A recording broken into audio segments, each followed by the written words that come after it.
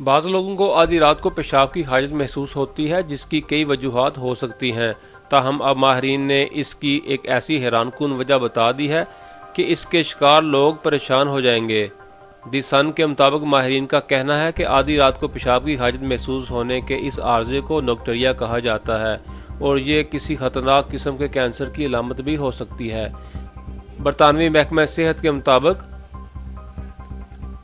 جن لوگوں کو پیشاب کی نالی کے قریب کینسر کا ٹیومر ہو، ان کو بھی آدھی رات کو پیشاب کی حاجت محسوس ہوتی ہے، جس کی وجہ کینسر کے ٹیومر کا پیشاب کی نالی پر پڑنے والا دباؤ ہوتا ہے۔ یہ عارضہ پروسٹیٹ کینسر کے